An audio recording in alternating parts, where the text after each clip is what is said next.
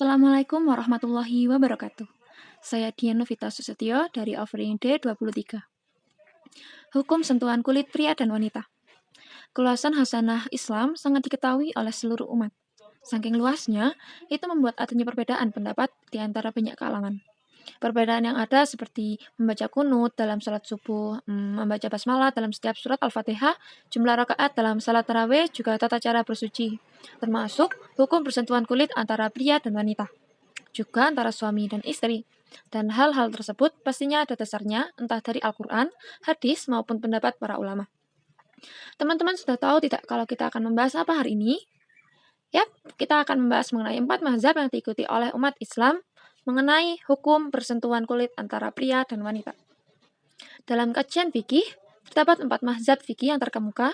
Mereka adalah Imam Abu Hanifah, Imam Malik, Imam Syafi'i, dan Imam Ibnu Hambali.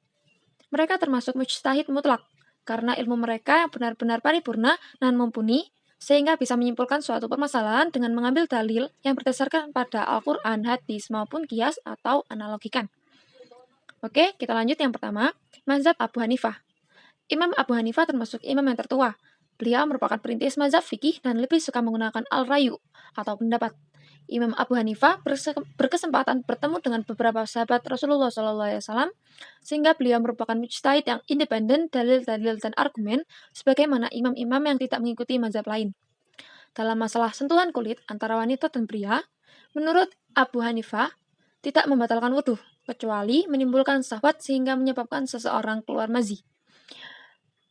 Mazi adalah cairan yang keluar sebelum keluar sperma. Sebagian besar pengikut mazhab Hanafi ini berada di Turki, Pakistan, dan India. Dalam masalah ini, mazhab Hanafi mengambil dalil dari kitab Sahih Al-Bukhari dan Imam Muslim. Dari Aisyah radhiyallahu anhum, sesungguhnya Nabi Shallallahu alaihi wasallam melakukan salat sementara Aisyah tidur terlentang di antara beliau dan arah kiblat. Apabila Nabi Shallallahu alaihi wasallam hendak sujud, beliau geser kaki Aisyah. Hadis riwayat Bukhari dan Muslim. Lalu yang kedua adalah mazhab Maliki.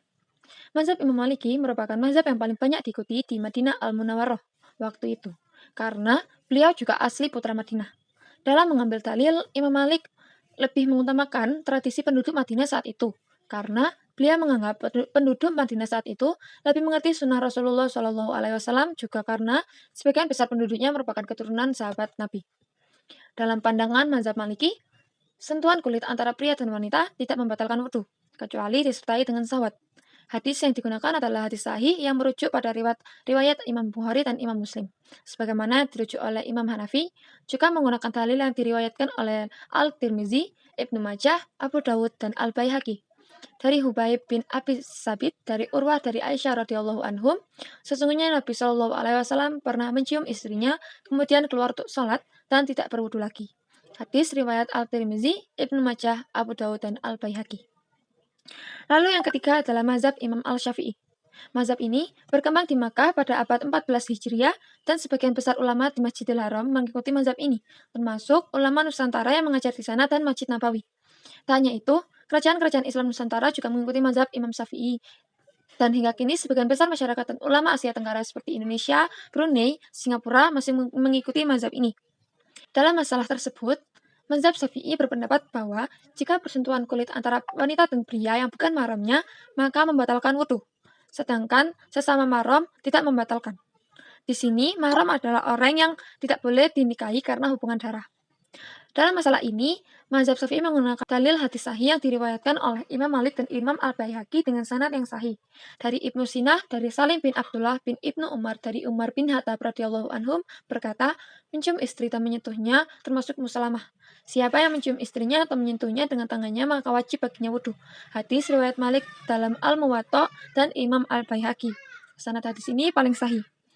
Namun dengan adanya hadis sesungguhnya Nabi SAW pernah mencium istrinya kemudian keluar untuk sholat dan tidak berwudu lagi. Hadis riwayat At-Tirmizi, Imam Nawawi berpendapat bahwa Rasulullah SAW pernah mencium istrinya Aisyah. Namun saat itu Aisyah sedang memakai cadar atau penutup muka, sehingga kulit Rasulullah SAW tidak bersentuhan langsung dengan kulit istrinya. Lalu yang keempat adalah mazhab Hanbali. Pengikut mazhab Hanbali ini salah satunya adalah kerajaan Arab Saudi. Dan sejak Raja Arab Saudi Malik Abdul Aziz telah menetapkan bahwa mazhab fikih kerajaan Arab Saudi adalah mazhab Hanbali, sebagian besar masyarakat yang tinggal di Arab Saudi, Kuwait, Emirat menganut mazhab fikih Ibnu Hambali. Dalam masalah sentuhan kulit pria dan wanita, mazhab Hambali berpendapat jika disertai dengan syahwat maka membatalkan wudhu, sedangkan jika tidak disertai syahwat tidak membatalkan wudhu. Hadis atau dalil yang digunakan oleh mazhab Hambali adalah riwayat Imam Al-Bukhari dan Imam Muslim.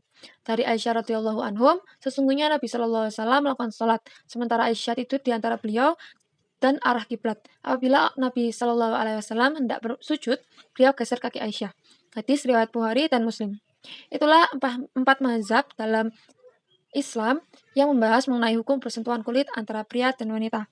Diharapkan, walaupun adanya empat mazhab dan banyak perbedaan, tidak memecah belah kita para muslimin. Terima kasih. Wassalamualaikum warahmatullahi wabarakatuh.